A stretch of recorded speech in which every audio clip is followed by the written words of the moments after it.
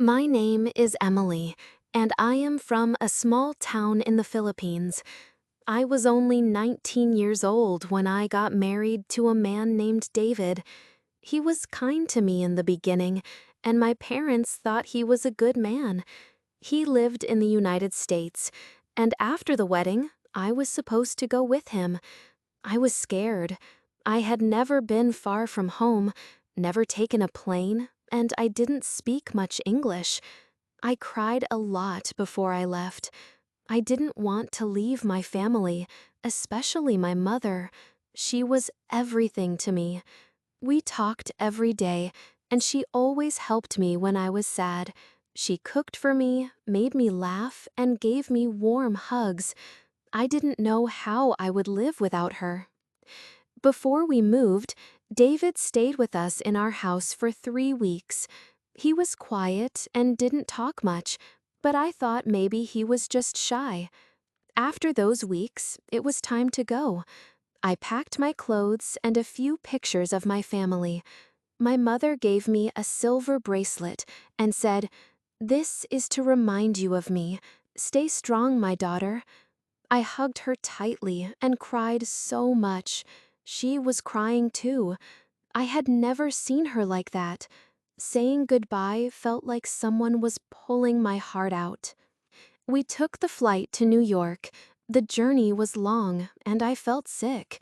My eyes were red from crying, and my stomach hurt. David didn't talk to me much on the plane. He looked out the window most of the time. I felt very alone already. When we reached New York, it was cold and windy. It was winter, and snow was falling. I had never seen snow before. It was beautiful, but I couldn't enjoy it. I was too sad and scared. David's father came to the airport to pick us up. His name was Mr. Collins.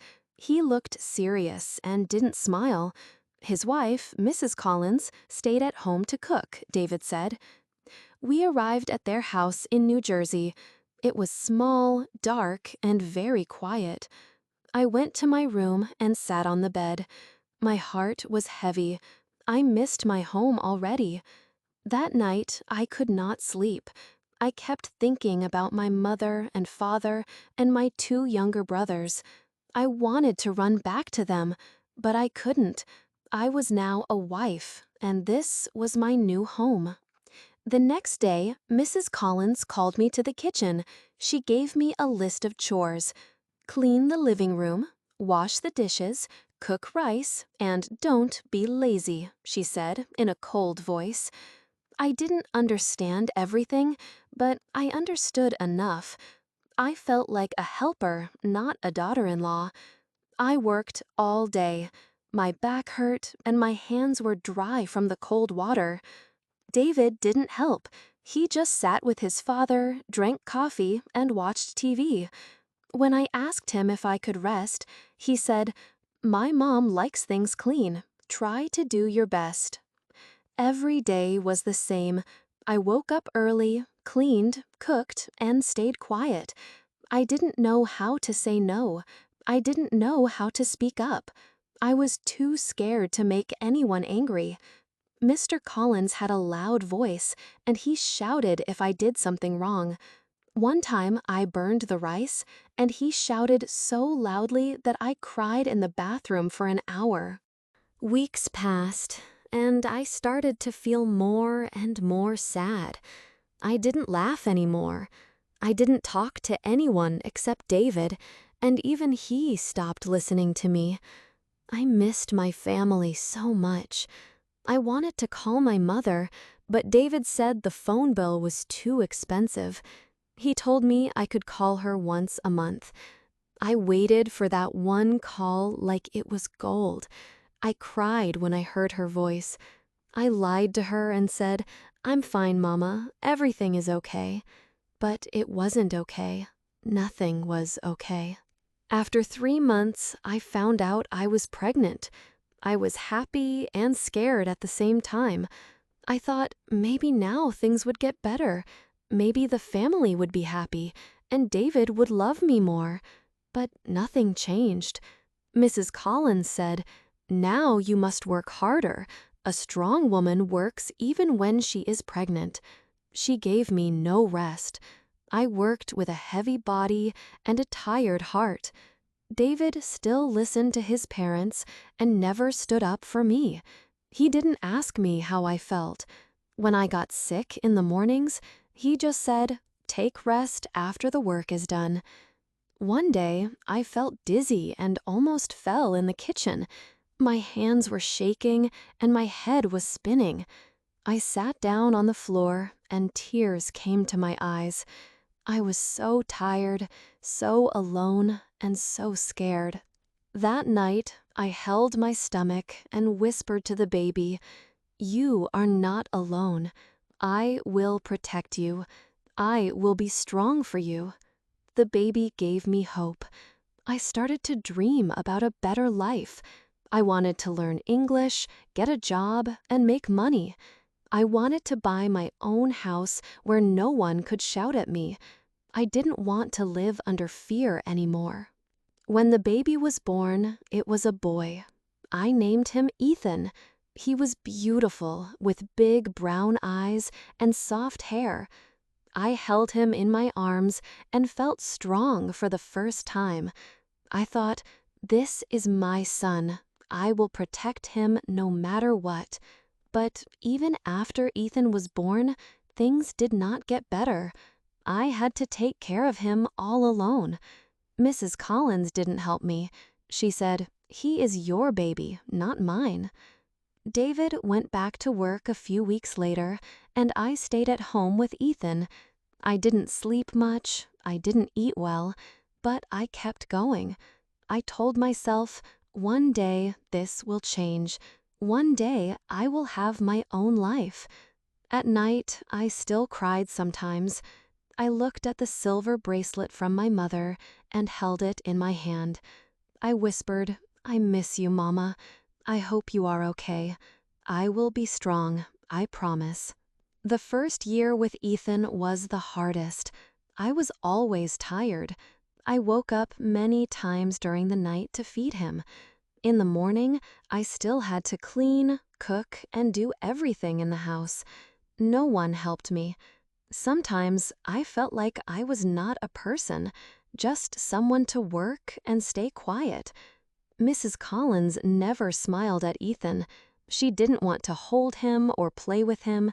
She said, "Babies are noisy. Keep him quiet." Mr. Collins didn't say much. He just looked at me like I didn't belong. One night, Ethan was sick. He had a fever, and I didn't know what to do.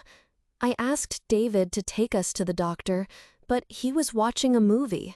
He said, "He will be fine. Just give him water." I was scared. I held Ethan in my arms and cried. I stayed awake all night and prayed he would feel better. I missed my mother more than ever. I wanted to hear her voice, but it was not time for my monthly call. I sat in the dark with Ethan and whispered, "I love you, Mama. I need you." After that night, I decided something. I needed to be stronger. I could not wait for someone to save me. I had to save myself. I had to do something for me and my son. I looked in the mirror and said, "You are a mother now. You must fight." I started to look for ways to learn English. I found a small community center near our home that gave free English classes. I told David I wanted to go. At first he said, "No, you're too busy." But I didn't stop asking. After many days, he finally agreed, but only for 2 days a week. I was so happy. I went to class with other women like me, immigrants from different places, Mexico, India, Egypt, and more. I was shy at first, but I listened carefully. I learned how to say simple things like, "I need help," "I want water," and "My baby is sick." Every new word gave me power. The teacher, Miss Lisa, was kind. She always smiled and helped me when I didn't understand. She said, "You are smart, Emily. Keep going." Those words stayed in my heart. No one had called me smart in a long time. Slowly, I started to speak more English at home. David didn't care. He just said, "Do what you want." Mrs. Collins didn't like it. She said, "Why are you trying to be something you're not?" But I didn't stop. I was doing this for Ethan, for me, and for my future. After a few months, Miss Lisa told me there was a part-time job opening at a local bakery. I was nervous. I had never worked outside the house before. I asked David if I could try. He said, "You won't last 1 week." But I went anyway. The bakery was small, but warm and friendly. The owner, Miss Grace, was kind. She showed me how to serve coffee, bag bread, and speak with customers. My English was not perfect, but I smiled and tried my best. Many people were patient with me. I worked 3 hours a day while Ethan stayed with David or Mrs. Collins. I saved every dollar I earned. It wasn't much, but it was mine. I bought my own winter coat and a small toy for Ethan. Working gave me hope. I saw that life could be better. I started to dream again. I wanted to get a full-time job one day, maybe study something, and rent a small apartment for me and Ethan. I didn't want to live in fear anymore. But just when things were getting better, something bad happened. One evening, David came home late. He had been drinking. He walked into the house and started yelling. Ethan was sleeping, and I told him to be quiet, but he got angry. He shouted at me and pushed a chair. I was scared. I had never seen him like that before. I ran to the bedroom and locked the door with Ethan in my arms. I sat on the floor, shaking. I knew then that I was not safe, not for me and not for my son. The next morning, I told Mrs. Collins what happened.